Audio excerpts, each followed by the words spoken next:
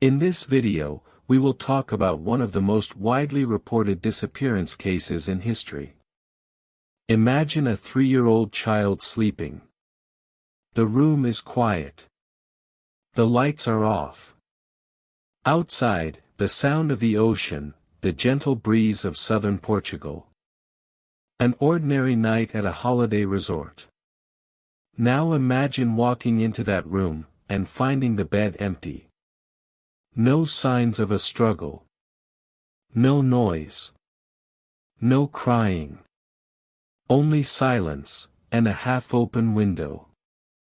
That is the scene Kate McCann found at 10 o'clock on the night of May 3, 2007. And that scene changed everything. In the weeks that followed, the face of a little girl with blonde hair and blue eyes would appear in every newspaper, every television screen, every corner of the world. Governments would be mobilized. Investigations would be opened in 3 countries. Millions of pounds would be spent. Reputations would be destroyed. And yet, Madeleine McCann was never found. This is one of the most disturbing, most complex, and most mysterious cases of the 21st century. And it remains unsolved. To fully understand what happened on that night in May 2007, we need to go back a little. We need to know the family. Understand the place. And make sense of the decisions that, in hindsight, no one can stop questioning. Madeleine Beth McCann was born on May 12, 2003, in the city of Leicester, in the heart of England. She was the eldest daughter of Kate Healy and Gerry McCann. Kate was 38 years old at the time of the disappearance. She was a family doctor, trained at the University of Dundee in Scotland. Friends described her as a dedicated, methodical, protective woman. A mother who loved her children with an intensity that anyone close to her could feel. Gerry was also 38 years old. A successful cardiologist at Glenfield Hospital in Leicester. Ambitious, articulate, able to speak in public with confidence. These 2 qualities would be both his strength and his weakness during the storm that was coming. The couple had 3 children. Madeleine, the eldest, nearly 4 years old. And the twins Sean and Amelie, who were 2 years old and still in diapers. Madeleine was described as a bright, curious child with a strong personality. She loved to dance, to ask why, to be the center of attention. She had a smile that photographers loved, and a physical detail that made her unmistakable. In Madeleine's right eye, there was a coloboma. A congenital defect in the iris that created a distinctive dark mark, making part of the eye appear to be a different color. It was a detail that anyone who looked directly at her would notice. And that detail would become the primary identification tool used in the search for years to come. The trip to Portugal was planned as a moment of rest for a group of friends, all doctors, all with young children, all overwhelmed by their professional lives. The group consisted of Kate and Gerry McCann, David and Fiona Payne, Matthew and Rachel Oldfield, Russell O'Brien and Jane Tanner, and Diane Webster, Fiona's mother.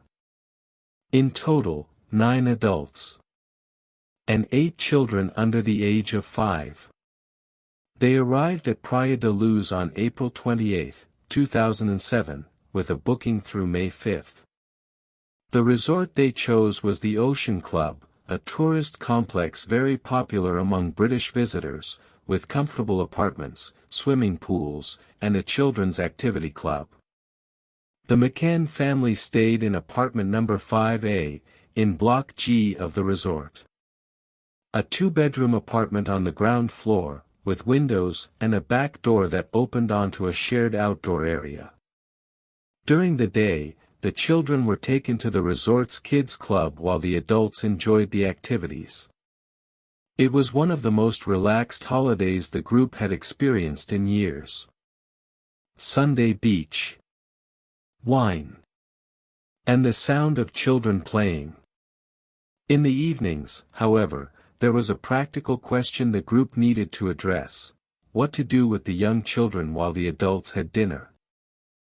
The solution they adopted was simple: the children would be put to bed in the apartments, and the adults would take turns checking on them while they dined at the tapas restaurant, which was located within the resort itself. It was a decision many parents could have made. A gated resort. A restaurant 50 meters away. Children who went to sleep early. And yet, it was that decision that changed everything. Thursday, May 3, 2007. It was the second to last day of the holiday. At 8 o'clock in the evening, Madeleine had bathed and eaten dinner. The twins were also clean and fed. Kate read a story to the three of them. She put them to bed. Turned off the light. It was the same routine as every other night. At 9:05 in the evening, the group went down to the tapas restaurant. The table was reserved, as always. The adults ordered drinks. They talked about the day. The children were apparently sleeping peacefully in the apartments. At approximately 9:30, Jerry McCann got up from the table and walked to the apartment to check on the children. According to his account, he entered through the front door, which was unlocked, and went to the children's bedroom. The door was ajar. Madeleine was sleeping on her side. The twins were also asleep. Everything seemed perfect. He went back to dinner. But during that same window of time, something happened that would only be understood much later. Jane Tanner, on her way back to the restaurant after checking on her own daughter, said she spotted a man on the other side of the street, walking quickly, carrying a child in his arms. The child was wrapped up, apparently asleep. Jane assumed it was some father taking his daughter home. She thought nothing of it. She never imagined that image would stay burned in her memory, and would dominate the investigation for years to come. At 10 o'clock, Matthew Oldfield offered to check on the McCann children. He entered the apartment. He could hear the twins breathing in the back bedroom. But he did not enter Madeleine's room at the front of the apartment. He told the group everything was fine. At 10:02, Kate McCann decided to go and check on the children herself. She walked the same route she had taken every night that week. 50 meters. A quiet street. The sound of the sea in the background. She entered the apartment. And she noticed something was wrong. The bedroom door was completely open. Not ajar as she had left it. Wide open. She stepped into the bedroom. Madeleine's bed was empty. The bedclothes were folded back to one side, as if the child had climbed out on her own. But Madeleine would never have done that without waking her siblings, without calling for her parents. Kate checked under the beds. Nothing. She opened the wardrobe. Nothing. She went to the bathroom. Nothing.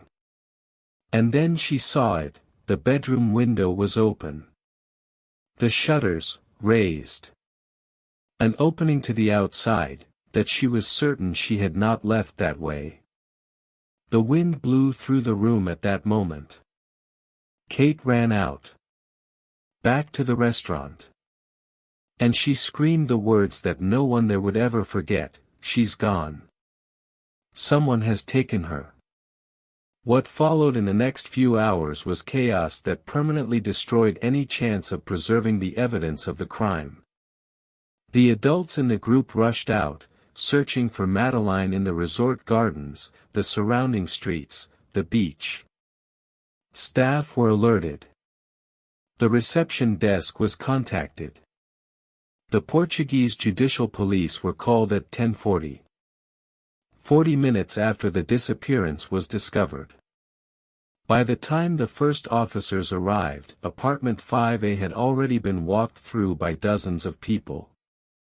Curious guests, well-meaning staff, panicking friends. The scene that should have been preserved as a crime scene had been completely contaminated. This error in the first hours would be analyzed and criticized by investigators, criminologists, and journalists for more than 15 years. Because in criminal investigations, the first hours are sacred. Physical evidence is in its purest state. The perpetrator's trail is still fresh. Every minute that passes without the scene being sealed is a minute of information lost forever. And there, that night, those hours were wasted.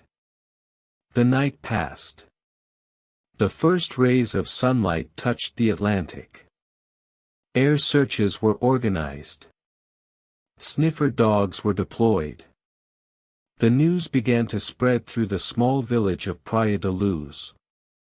And Madeleine McCann was still missing. The Portuguese judicial police faced from the start a case for which they were not prepared, in terms of resources and international pressure. The initial theory, the most obvious one, was that of abduction by a sexual predator. The Algarve region, despite its tranquil tourist image, had records of similar crimes. It was not an impossible scenario. But the first weeks were frustrating. No security camera had captured anything useful. No witness had seen anything conclusive. No physical trace had been found outside the apartment. The parents, meanwhile, turned their grief into action. Jerry and Kate McCann decided they would stay at the center of media attention. That they would use every camera, every microphone, every interview as a search tool. They created the official Find Madeleine Fund. They launched a website. They distributed posters with their daughter's face across more than 100 countries. And the world responded. Within weeks, the Madeleine McCann case had become the most publicized child disappearance in history. There was no newspaper, no television channel, no radio station in the Western world that had not covered it. Kate and Jerry traveled across Europe. They went to the Vatican, where Pope Benedict XVI received them and promised prayers. They traveled to Spain, Morocco, and Germany, handing out posters and making public appeals. Then British Prime Minister Gordon Brown spoke out. Celebrities joined the cause.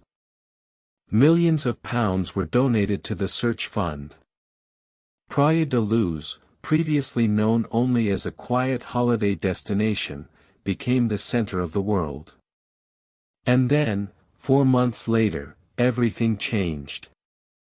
In August 2007, Scotland Yard sent 2 sniffer dogs to Portugal at the request of the judicial police. The dogs were named Eddie and Keela. Eddie was a Labrador trained to detect the smell of a human cadaver. He had a flawless track record in criminal investigations across the United Kingdom. Keela was trained to detect human blood, even in microscopic quantities. Even after cleaning with chemical products. Both animals were taken to apartment 5A. Eddie entered. He sniffed the environment. And he alerted positively at several specific points, behind the sofa in the living room, inside the wardrobe in the bedroom where Madeleine slept, and near the window. Keela also alerted positively for human blood at points in the same apartment. The forensic team collected samples from every area marked by the dogs. But what came next was even more shocking. 25 days after the disappearance, the McCanns had rented a Renault Scenic to move around the region while conducting their own private searches. It was a rental car that other people had also used before them. Eddie and Keela were taken to the vehicle, parked at the resort. Eddie got into the car. He sniffed the back seat. He sniffed the boot. And he alerted positively in the boot. Keela did the same. And also alerted positively. The cadaver scent and the blood trace, in a car rented 25 days after the disappearance. The implication was direct and disturbing. If the dogs were right, the body of a child had been inside that boot. And the car had been rented by the McCanns. The samples were sent to the British government's forensic laboratory for DNA analysis. The result came back weeks later. Inconclusive. The samples were too degraded for a definitive identification. Some contained fragments of genetic material consistent with Madeleine McCann's profile, but the statistical probability was insufficient for a conclusion that would hold up in court. The McCann's defense argued that Eddie had given false alerts in controlled tests. That the cadaver scent could have come from rotting meat, soiled nappies, or any number of other sources. That the DNA found could have been transferred in other ways. None of those explanations were completely refuted. But none were completely accepted either. Doubt had set in. And with it, the investigation took a turn the McCanns never expected. In September 2007, 4 months and 21 days after Madeleine's disappearance, the Portuguese judicial police made a decision that shook the world. They formally declared Kate and Gerry McCann arguidos. Arguido is the Portuguese legal status for a formal suspect. It does not mean an accusation. But it means official suspicion. The theory that had formed inside the investigation was as follows: Madeleine had died accidentally in the apartment. Possibly from a fall, or a reaction to a sedative medication the parents may have given the children to help them sleep while the adults had dinner.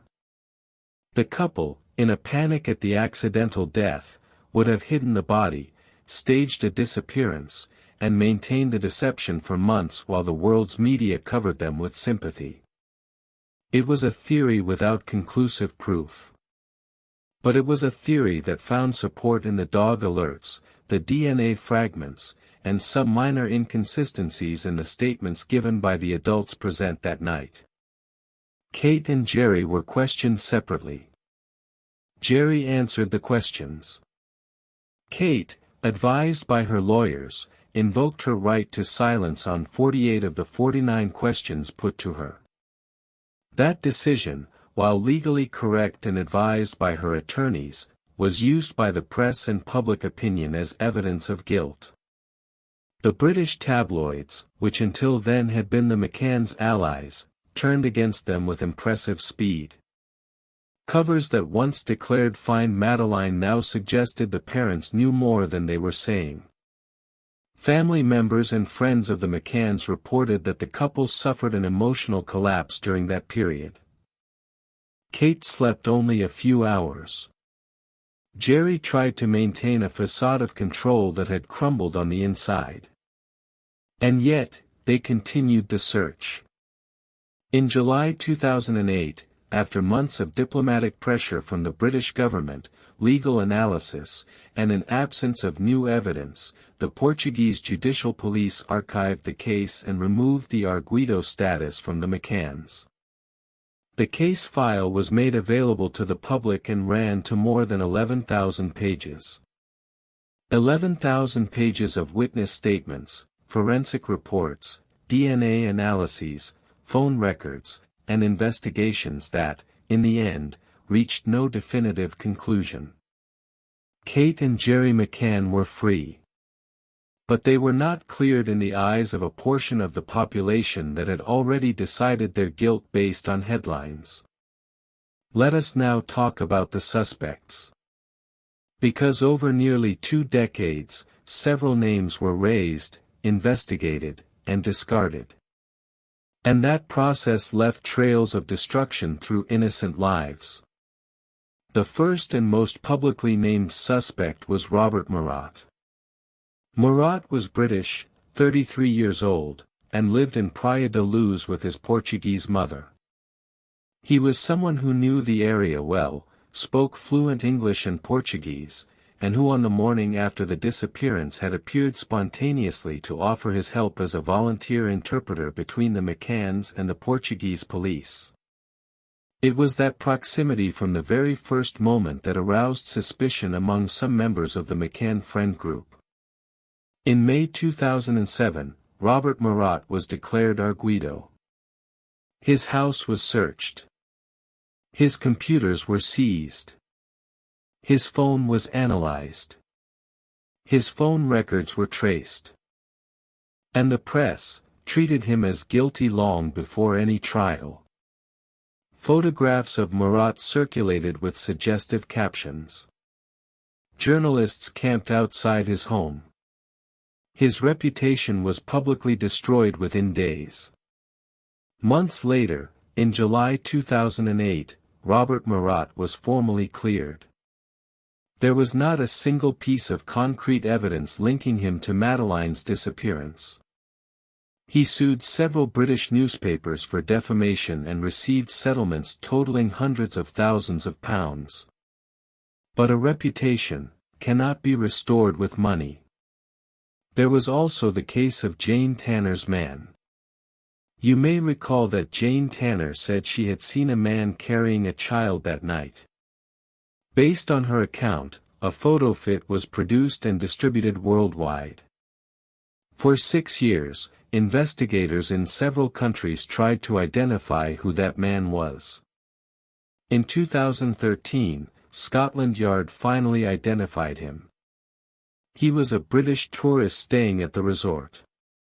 That night, he had collected his daughter from the resort's kids club after she had fallen asleep during an activity. He was carrying her back to his apartment. He had seen his own face on the photo fit on television and had gone voluntarily to the police to identify himself. He was completely innocent. For 6 years, that man had been the main ghost of the investigation. 6 years of resources poured into searching for someone who was simply carrying his daughter to bed. And then we come to the suspect who, to this day, remains at the center of the investigation. Christian Bruckner.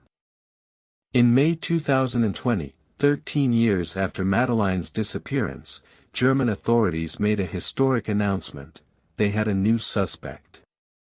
And this time, they said with confidence that Madeleine was dead. The name was Christian Bruckner. German. Born in 1976, in the city of Würzburg. His criminal record started early. Already in adolescence there were records of theft and petty offenses. In adult life, the record became far darker: drug trafficking, aggravated robbery, and sexual crimes. But what connected Bruckner to the Madeleine case was a series of facts that German authorities had patiently assembled over years. First, Bruckner lived in Portugal between 1995 and 2007. He knew the Algarve region deeply. He had worked as a mechanic, as an itinerant seller, and probably in other undeclared occupations. Second, in 2005, 2 years before Madeleine's disappearance, Bruckner was convicted of the rape of an American tourist in Praia da Luz. The same beach. The same village. The same resort he frequented. Third, at the time of the disappearance, in May 2007, Bruckner was living on a rural property approximately 50 kilometers from Praia da Luz, in the municipality of Forel.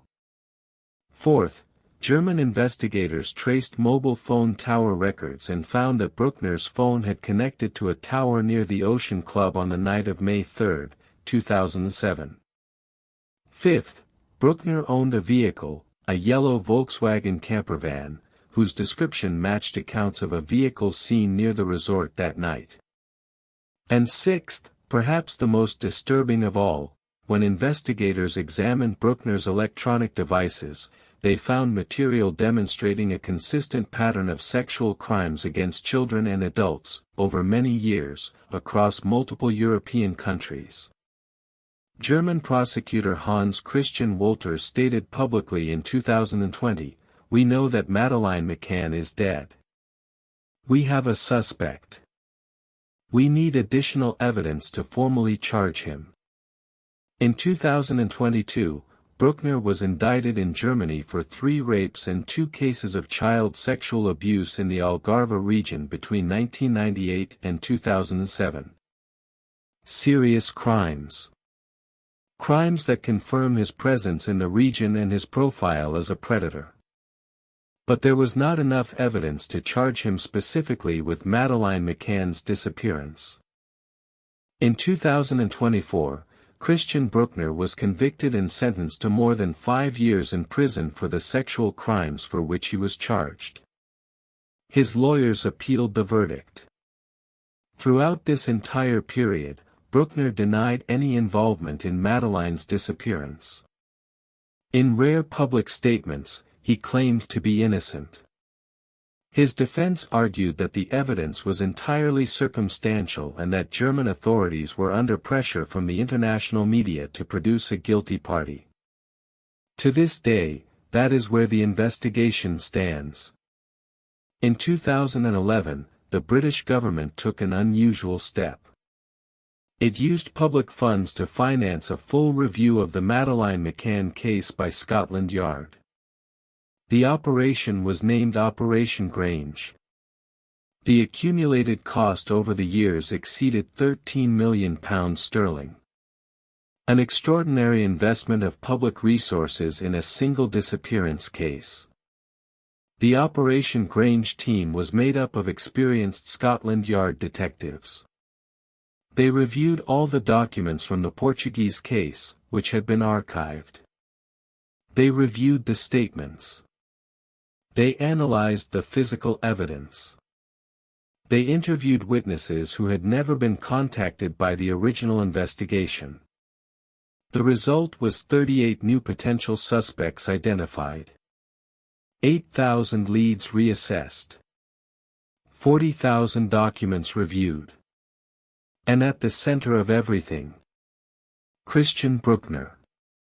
The cooperation between Scotland Yard and German authorities became the central axis of the investigation from 2020 onward. The British shared evidence. The Germans shared Bruckner's profile. In 2022, Scotland Yard made a public appeal asking anyone who had seen a yellow Volkswagen campervan in the vicinity of Praia da Luz on the night of May 3, 2007 to come forward. The investigation remains open in both countries. But without a formal charge for Madeleine's disappearance, the truth remains legally suspended. Let us pause for a moment to talk about the impact this case had on the media and on culture. Very few cases in history have produced media coverage as intense, as prolonged, and at the same time as irresponsible as the disappearance of Madeleine McCann. In the first months, the coverage was compassionate. The McCanns were portrayed as desperate parents doing everything they could to find their daughter. And there was something genuine in that. The campaign they launched was real. The suffering they showed was real. But as weeks turned to months, and suspicion began to circle the couple, the same media machine that had sustained them began to dismantle them. British tabloids published stories presenting the McCanns as guilty, based on anonymous sources inside the Portuguese investigation who selectively leaked information. Baseless theories were presented as fact. Public opinion began to divide. The Daily Express, one of the most widely read tabloids in the United Kingdom, published more than 100 front pages related to the Madeleine case in the months following the disappearance. Many of those covers contained false or distorted information. In 2008, the newspaper was forced by the British court system to pay £550,000 in compensation to the couple and publish a front-page retraction. But the damage to the McCanns' public reputation had already been done.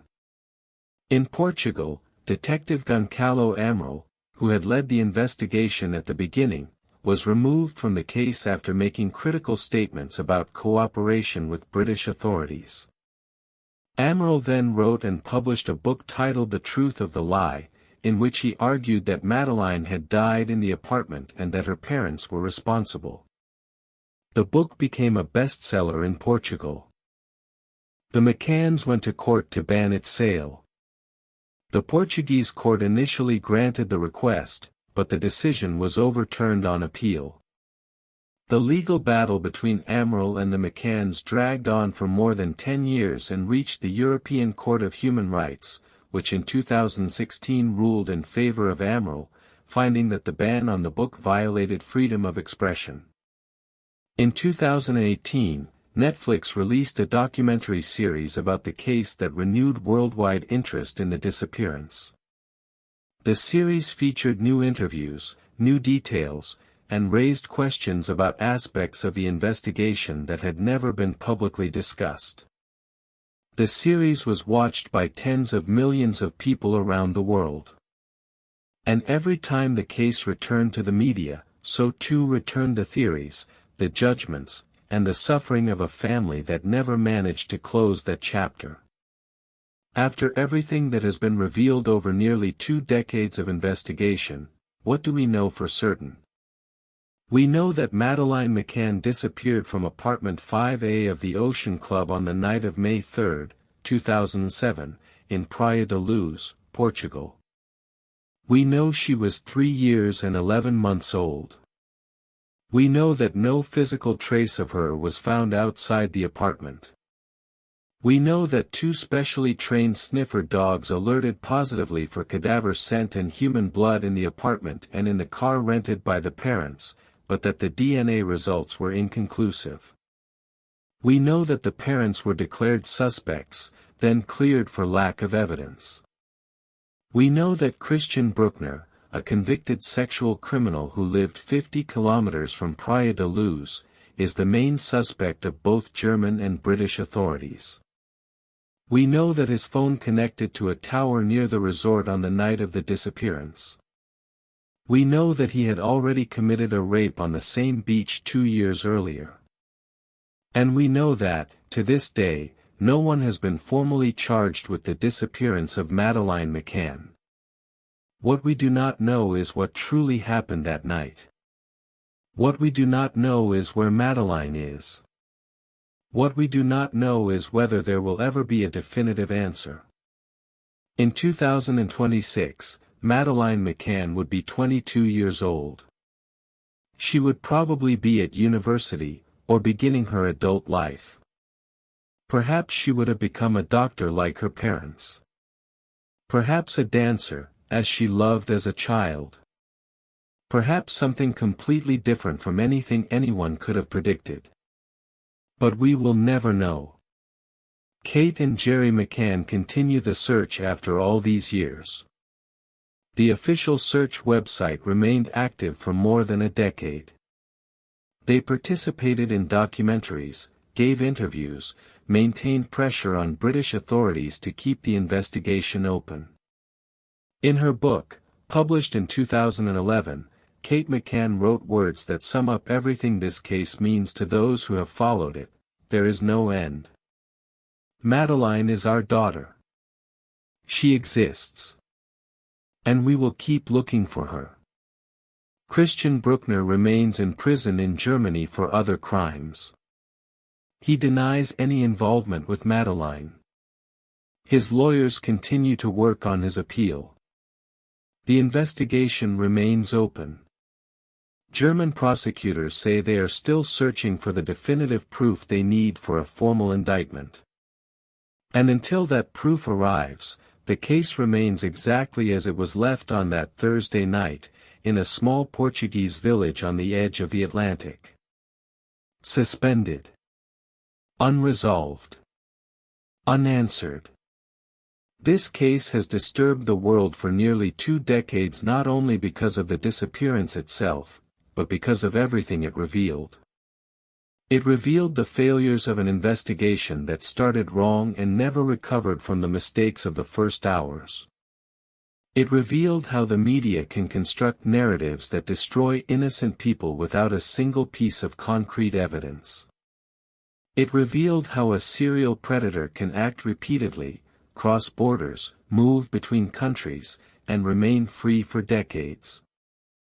It revealed the cruelty of uncertainty, the impossibility of mourning someone whose death is unknown, of moving forward without an answer, of closing a chapter that remains open forever. And it revealed, above all, the fragility of the belief that a child is safe while the world outside seems calm. Madeleine Beth McCann. Born on May 12, 2003. Disappeared on May 3, 2007. Never found. And never forgotten.